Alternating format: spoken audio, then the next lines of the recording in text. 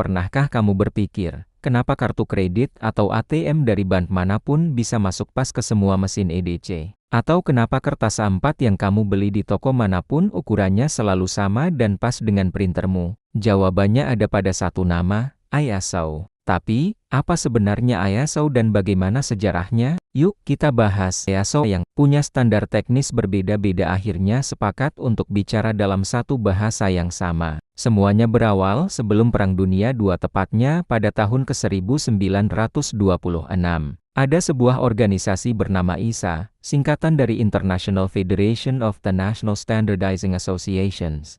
Organisasi ini berbasis di New York dan fokus utamanya adalah standar di bidang teknik mesin. Tapi sayangnya, saat Perang Dunia Kedua meletus, kegiatan ISA terpaksa berhenti total pada tahun ke-1942. Komunikasi antar negara jadi mustahil. Setelah perang usai, dunia butuh dibangun kembali. Kebutuhan akan standar global menjadi sangat mendesak. Momen bersejarah pun terjadi pada 14 Oktober tahun 1946. Sebanyak 25 negara mengirim delegasinya untuk berkumpul di London. Tujuannya satu, menciptakan organisasi standar internasional yang baru. Dari pertemuan inilah, lahirlah ISO. Uniknya, nama ISO bukanlah singkatan. Kalau singkatan, dalam bahasa Inggris seharusnya IOS, dan dalam bahasa Prancis OIN. Nama ISO justru diambil dari kata Yunani isos yang artinya sama. Filosofis sekali, ya. Tujuannya agar semua hal menjadi setara atau sama di seluruh dunia. ISO resmi beroperasi pada 23 Februari tahun 1947, dengan markas besar di Jenewa, Swiss, yang masih bertahan hingga hari ini. Sejak saat itu, ISO mulai bekerja keras. Komite-komite teknis dibentuk untuk menangani berbagai standar, mulai dari hal yang sangat detail seperti ukuran baut hingga isu besar seperti kualitas udara. Perjalanan ISO penuh dengan tonggak sejarah penting. Pada tahun 1951,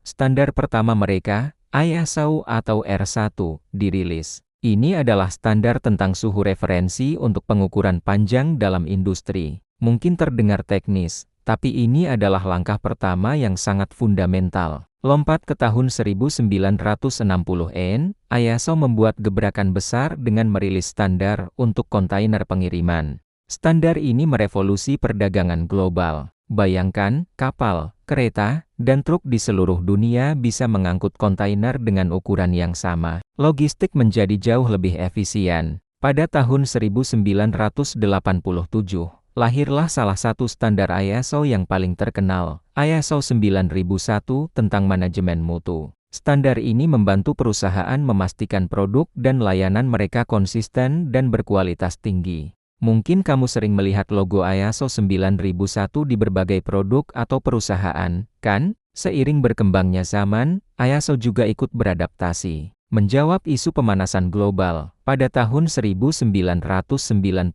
mereka meluncurkan ISO 14001 tentang manajemen lingkungan. Lalu pada 2010, ada ISO 26000 yang fokus pada tanggung jawab sosial perusahaan. Hari ini, ISO telah menjadi organisasi raksasa dengan lebih dari 165 negara anggota. Mereka telah menerbitkan lebih dari pukul 20.40 standar internasional yang mencakup hampir semua aspek kehidupan kita, mulai dari teknologi, bisnis, hingga kesehatan. Tanpa ISO, dunia modern yang kita kenal mungkin tidak akan ada. Kita akan kesulitan saat bepergian ke luar negeri karena kartu ATM tidak cocok. Komponen mesin dari negara berbeda tidak bisa saling menggantikan, dan bahkan hal sederhana seperti ukuran kertas bisa jadi masalah besar. Jadi, lain kali kamu menggunakan kartu kredit, mencetak dokumen, atau bahkan melihat kontainer di pelabuhan, ingatlah ada peran besar ISO di baliknya. Organisasi ini secara diam-diam membuat dunia kita menjadi tempat yang lebih teratur, efisien, dan terhubung. Terima kasih sudah menonton. Jika kamu suka dengan konten seperti ini, jangan lupa untuk like, subscribe,